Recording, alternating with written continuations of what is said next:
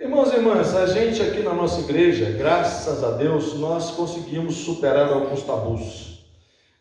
Nós não somos anticatólicos, graças a Deus. E quanto menos anti a gente é porque a gente é seguro da fé da gente. Pode perceber, quanto mais ecumênico você se afirmar, mais segurança da sua fé você tem. Porque eu sei exatamente a diferença de mim, presbiteriano, para um luterano, para um católico romano, para o assembleiano, para a pessoa para um adventista. Eu sei exatamente, e com isso eu aprendo a conviver bem com esses irmãos que professam a mesma fé cristã que eu, porém de uma maneira um pouco diferente, segundo a tradição, segundo a interpretação teológica da sua igreja, não é verdade? Quanto mais segurança eu tenho da minha fé cristã, mais eu me relaciono bem com as religiões não cristãs. A religião não cristã, ela não me ameaça, porque eu estou tranquilo da minha fé. Então isso é suficiente para eu respeitar o budista, o islamista, o candomblista, o espírita, porque eu não preciso guerrear com ele, porque eu estou seguro da minha fé. E respeitosamente podemos conversar. Há muitas convergências. Geralmente, as religiões buscam o bem da pessoa humana. É claro que há alguns ritos que ainda são ritos que nós não concordamos. Quando o rito ele não dignifica a pessoa humana, nós fazemos a nossa crítica. Então, há infelizmente algumas religiões, alguns ritos, que são ritos que têm que ser superados, né? Por exemplo, em algumas nações indígenas, existe o abandono da criança que nasce com a deficiência.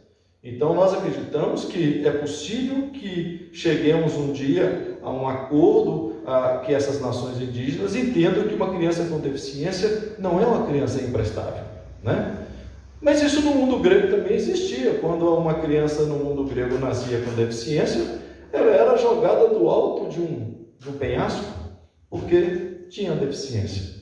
E hoje nós sabemos que pessoas com deficiência são apenas pessoas com deficiência.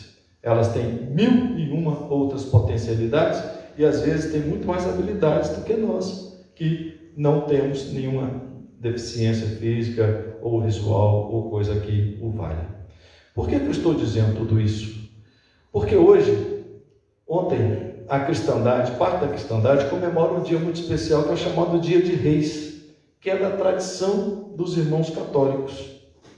E é uma pena que nós, protestantes, para nos diferenciar também dos católicos, nós rompemos um pouco com isso.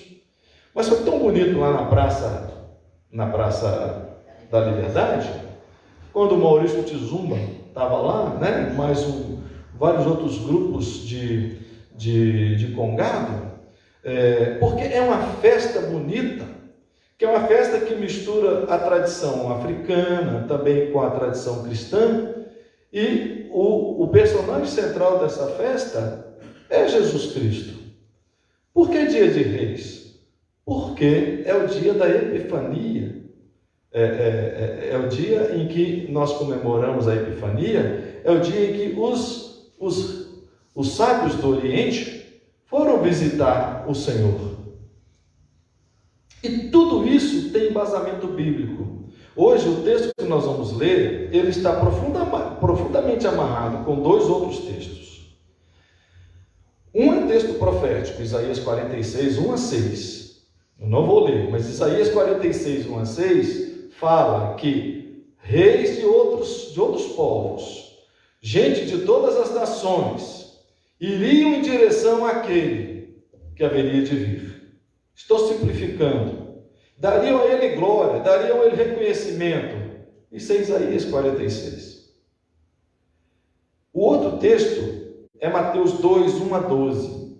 Em Mateus 2, 1 a 12, existe um relato do nascimento de Jesus e também se relata a inveja que ardeu no rei Herodes, que, pensando em não ter concorrência, já que esse menino seria rei, chamou os magos e falou assim: olha, vocês vão lá e tal, depois vocês me dão aí um relato completo, como é que é mesmo o menino, onde é que ele está e tal. Os magos foram por outro caminho. É claro que Herodes era muito astuto, ele queria matar esse menino. Tanto é verdade que ele liderou um movimento genocida em que várias crianças foram mortas naquela época, exatamente para eliminar a possibilidade de uma dessas crianças ser o futuro rei de Israel. Não é isso? Todos nós conhecemos essas histórias, né? Então, Isaías 46, 1 a 6, é a profecia do rei que haveria de vir e que seria reconhecido de todas as nações. Mateus 2, 1 a 12, é um relato do nascimento do menino Deus, do Deus que encarnou, da perseguição herodiana e da esperteza daqueles sábios do Oriente que entenderam que Herodes não estava com nenhuma boa intenção. Agora nós temos um texto que não é nem Antigo Testamento, nem Evangelho, mas é o texto de uma carta paulina que expressa, parece aparentemente que esse texto não tem nada a ver com o dia de hoje, mas tem tudo a ver com o dia de hoje.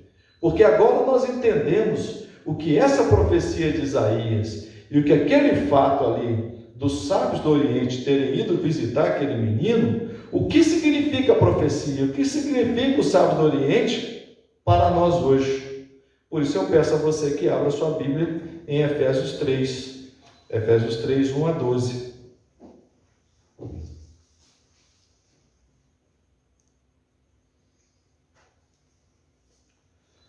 Sua Bíblia, seu aplicativo, não tem problema, tudo vale, a palavra de Deus.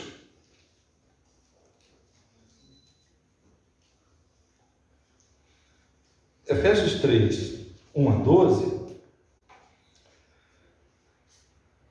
diz assim: por esta causa eu, Paulo, sou prisioneiro de Cristo Jesus, por amor de vós, gentios. Se é que tendes ouvido a respeito da dispensação da graça de Deus a mim confiada para vós outros. Pois segundo uma revelação me foi dado a conhecer o mistério, conforme escrevi há pouco, resumidamente, pelo que quando ledes podeis compreender o meu discernimento do mistério de Cristo, o qual em outras gerações não foi dado a conhecer aos filhos dos homens, como agora, foi revelado aos seus santos apóstolos e profetas no Espírito, a saber, que os gentios são co-herdeiros, membros do mesmo corpo e co-participantes da promessa em Cristo Jesus, por meio do Evangelho, do qual fui constituído ministro, conforme o dom da graça de Deus a mim concedida, segundo a força operante do seu poder. A mim, o menor de todos os santos, me foi dada esta graça de pregar aos gentios o Evangelho das insondáveis riquezas de Cristo, e manifestar qual seja a dispensação do mistério, desde os séculos, oculto em Deus que criou todas as coisas, para que pela igreja a multiforme sabedoria de Deus se torne conhecida agora dos principados e potestades nos lugares celestiais, segundo o eterno propósito que estabeleceu em Cristo Jesus nosso Senhor, pelo qual também temos a ousadia e acesso com confiança mediante a fé nele. Eu vou ler o 13, portanto vos peço que não desfaleçais nas minhas tribulações por vós, pois nisso está a vossa glória. Texto de 0 a 10, de dificuldade 9,9. É um texto difícil. Quando se lê esse texto, a gente pensa assim, do que é mesmo que Paulo está falando? Bom, primeiro, pode ser Paulo, mas pode não ser Paulo. Essa carta foi escrita por volta dos anos 80, Paulo já não era mais vivo. Muito provavelmente essa carta foi escrita por um discípulo de Paulo, que, quando escrevia a carta, dava o nome do seu mestre, porque ganhava muita relevância, ganhava muita força, muita impulsividade isso. Por que isso que eu digo? Porque aqui aparecem alguns elementos que deixam entender o período em que essa carta foi escrita. Aqui estão, de um lado, antes e depois de Cristo, quem era entendido como herdeiro de Cristo, quem era entendido como herdeiro de Deus, povo escolhido e quem passou a ser co-herdeiro em Cristo. E o que é o significado desse mistério? Mesmo no início da caminhada cristã, quando os judeus, parte dos judeus, aquele grupo de judeus, né, os discípulos de um modo geral, todos eram judeus, eles pregavam a Cristo, eles mantinham consigo aquela tradição judaica. E eles entendiam que o plano de Deus passava pela sua tradição.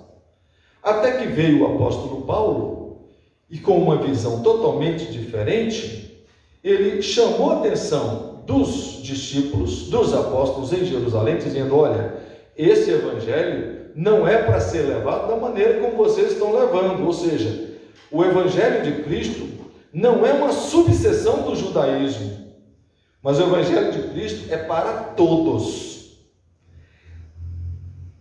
Quando veio a perseguição, a diáspora do povo de Jerusalém, por volta do ano 70, por isso que nós estamos falando que, em termos de data, essa carta é posterior aos anos 70, quando veio a diáspora dos judeus depois dos anos 70, porque o que aconteceu nos anos 70? Nos anos 70, judeus se revoltaram contra o Império Romano invadiu Jerusalém, destruiu Jerusalém. E todo mundo saiu, foi embora. Quer dizer, se espalhou. A organização que tinha da cristandade até então em Jerusalém, ela se perdeu. E a igreja que tinha um grupo mais coeso, mais organizado, provavelmente era a igreja de Antioquia, eram igrejas que eram dominantemente igrejas de não-judeus. Até antes da diáspora, os judeus, digamos, davam as cartas. Depois da diáspora, o pensamento virou, porque as igrejas que estavam organizadas eram aquelas igrejas dominantemente compostas pelos gentios. Quem eram os gentios? Gentio é um termo pejorativo que é sinônimo de gentinha, povo de segunda classe, povo pequeno, povo menor. Quem se referia assim a eles? Os judeus. Os judeus se viam como que povo escolhido, os outros eram gentios, gentinha, gente de segunda classe. É isso mesmo. Aqui então, dentro desse texto, está a contradição entre uma visão dominante do judeu e uma visão dominante dos gentios a partir do pensamento de Paulo. E qual que é o mistério? O mistério que Paulo fala aqui é a unidade da igreja em Cristo Jesus. O mistério é: em Cristo não há judeu nem grego. Em Cristo não há grande nem pequeno. Não há homem nem mulher, servo nem livre. Em Cristo não há diferenciação. Você, judeu, você é tão dependente de Cristo quanto você, grego, quanto você, egípcio, quanto você, cipriota. É isso que Paulo falou. O mistério é que em Cristo nós somos um só corpo. A carta de Paulo aos Efésios é a carta da defesa da igreja como unidade. Por que eu comecei a falar lá no começo, justificando por que nós nos relacionamos, procuramos nos relacionar bem, principalmente com os irmãos cristãos? Porque nós defendemos com muita força a unidade da igreja. A unidade da igreja, ela extrapola essas quatro paredes. A unidade da igreja, ela vai muito além dos nossos credos e das nossas confissões. A unidade da igreja, ela significa que eu respeito a outra igreja que também professa o nome de Jesus Cristo. A unidade da igreja, ela é fundamental para que a nossa fé propague, que ela siga adiante e, acima de tudo, o nome de Jesus Cristo seja glorificado. Todas as vezes em que nós, isoladamente, tomamos decisões como líderes de igreja puxando o nosso rebanho para uma determinada postura, aqui e acolá, desrespeitando a unidade da igreja que Paulo nos fala, nós cometemos pecado e desviamos o rebanho. Lamentavelmente, quando você fala em ecumenismo com os líderes cristãos, eles torcem o nariz. Mas será que torcem o nariz porque o ecumenismo faz mal às igrejas? Ou torcem o nariz porque cada um é dono de um certo latifúndio? Cada um tem ali um espaço seu de poder, que ele não está a fim de barganhar esse espaço de poder. Com todo respeito, minhas irmãs e minhas irmãs, eu acredito que o maior obstáculo à unidade da igreja é a ambição pessoal dos líderes das igrejas, porque não estão a fim de compartilhar aquilo que as igrejas têm e que poderia ser compartilhado por toda a cristandade. Muitas igrejas não compartilham nem a Santa Ceia. Nem a Santa Ceia é permitida servir ao membro de outra igreja, porque ele não é da nossa igreja. Ou seja, muitas igrejas se assenhoraram do sangue e do corpo de Cristo a tal ponto de não servir a Santa Ceia para uma pessoa que não é da igreja. Então, meus irmãos e minhas irmãs, Paulo fala nessa carta aos Efésios, que é uma belíssima carta. Ele fala que há um só corpo, um só batismo, sabe? Está aqui nessa carta. Até o capítulo 4 você vai ver. Um só corpo, um só batismo, um só propósito, um só objetivo, um só sonho, um só Senhor. Jesus Cristo é um só Senhor. O corpo é a igreja, o batismo é um só. Mas, quantas vezes se chega um presbiteriano numa outra igreja, eu sou batizado na igreja presbiteriana, sinto muito, meu irmão, aqui você vai ter que passar pelas águas. Não respeitam o batismo que você recebeu aqui na sua igreja de origem. É como se o corpo de Cristo estivesse todo fragmentado. E olha, quando o corpo de Cristo está fragmentado, o que acontece é, esse corpo fica fragilizado. Ele é fácil de ser derrotado. A velha estratégia dos generais, dividir para reinar. Quando o corpo de Cristo é todo dividido, todo fragmentado, quem perde é Cristo. Quem perde é Cristo. Quando nós saímos e fazemos um trabalho social, um trabalho evangelístico, um trabalho que alcança as pessoas que estão com necessidade, nós procuramos fazer esse trabalho e dizer assim, olha, procure conhecer a Cristo. Procure uma igreja para você reunir. Tem pessoas que dizem, não, você tem que chamar para a sua igreja. Ah, tudo bem, se a minha igreja for a mais próxima, se não for, vai na mais próxima da casa dele. Uma coisa é trabalhar para o reino de Deus, em que a pregação que ecoa daqui alcança uma pessoa ali, e ela vai encontrar uma igreja lá, e ela vai se sentir bem lá. Ela está fazendo parte do corpo de Cristo, do reinado de Cristo. A outra coisa é quando eu acho que o reino de Deus é a minha igreja, e fora da minha igreja não tem opção, não tem saída. Quando eu acho que a minha igreja é detentora de todo o conhecimento, de todo o mistério de Deus, isso não é verdadeiro.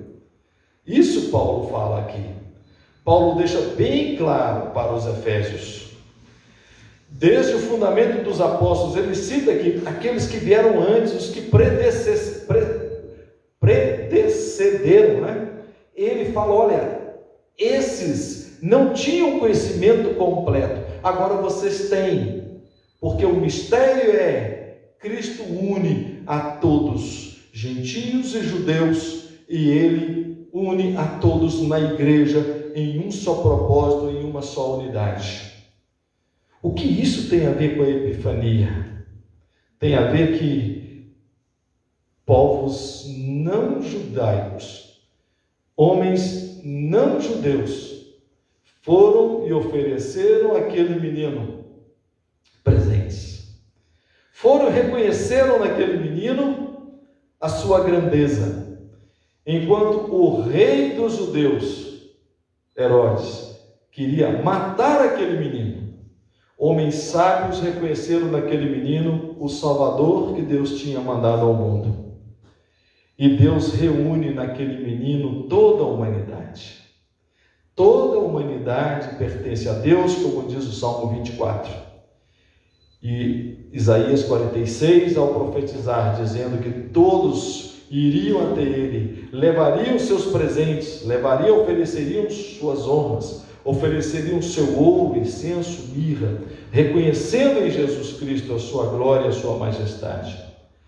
Agora nós temos essa visão completa de tudo isso, porque nós somos a agência de Deus aqui nesse mundo. Nós somos a agência do reinado de Deus nesse mundo. E como agência de Deus, temos que defender a unidade da igreja. A alto custo, altíssimo custo. Custo das nossas diferenças, que são grandes muitas vezes, mas que devemos respeitar as diferenças que vemos em outras igrejas cristãs, respeitando suas posturas, sem deixar de ser críticos, mas respeitando e vendo que neles existe também a marca de Cristo. Eles também fazem parte desse grande plano de Deus, que é ter o seu reinado estabelecido entre nós e a igreja dele ser agência multiplicadora, difusora do evangelho da verdade, do evangelho da igualdade. Porque o que eu falei aqui da unidade da igreja, não há unidade da igreja sem a igualdade. Nesse evangelho da igualdade não cabe nenhum tipo de ismo, nenhum dogma, nenhum racismo, nenhum sexismo, sabe? Nada, não cabe. E cabe em nós o exercício muito forte de uma busca incessante de compreender o que é essa agência de igualdade que Deus colocou entre nós. Quando nós percebemos isso, a unidade da igreja, ela estará assegurada. Esse é o mistério desse texto difícil de Efésios 3, 1 a 13. Que aparentemente não tem nada a ver com Isaías 46, nem com Mateus 2, 1 a 12, mas que tem tudo a ver em que Paulo faz um chamamento e Paulo fala: eu oro por vocês, eu louvo a Deus por vocês, eu suplico a Deus por vocês, porque também a minha alegria está nessa postura de vocês. Efésios é a carta da igreja una, a igreja que é um só batismo, um só Senhor, uma só fé, uma unidade indivisível. E é esse o convite, meus irmãos e minhas irmãs, para nós seguirmos nessa caminhada de 2023. A nossa unidade acima de todas as nossas diferenças. E com as nossas diferenças, uma convivência respeitosa, uma convivência civilizada, uma convivência amorosa. Somente convivendo com respeito, com amor, é que como família nós vamos conseguir atravessar esse ano de 2023. Que Deus te abençoe, que Deus te dê uma semana excelente, que você tenha uma semana maravilhosa. Chegue em casa, pense na alegria de ser alguém que está nesse plano de Deus maravilhoso.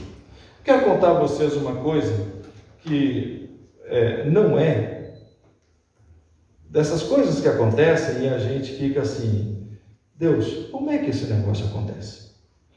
Para amanhecer, foi sexta-feira, Kátia, que nós dormimos na casa da Bárbara. A gente sempre passa 1 dia, 2 dias na casa da nossa filha aqui, tomando conta da nossa netinha, né? E eu acordei com uma música na minha cabeça. Daí a pouco, logo depois, Kátia estava trocando a fraldinha da Beatriz e Kátia estava cantando essa música. Eu perguntei para ela assim: você estava cantando essa música antes? Não. Você citou essa música em algum momento agora antes? Não. Interessante. Eu acordei pensando nessa música. Olha que coisa. E glória a Deus, não é verdade? Eu acordei pensando na música. Ela começou a cantar a música e eu pensei, esse negócio é de Deus. É uma música tão gostosa, tão bonita de cantar, que também fala de unidade. Vai que Deus deu essa música exatamente porque a temática da pregação é unidade, né? A unidade da igreja, a unidade dos irmãos. Eu quero convidar vocês a cantar essa música, Aliança. O Taylor vai nos conduzir. A gente está sem a projeção, mas é uma música que a gente, acho que quase todo mundo sabe, né? E vamos aproveitar que, graças a Deus, a pandemia está dando aí uma trégua, e a gente pode se cumprimentar e apertar as mãos, depois a gente passa a mãozinha no álcool gel ali. Quem não quiser cumprimentar, por favor, fique à vontade, que a gente respeita. Dá um soquinho assim, tá bom? Eu sou um com você.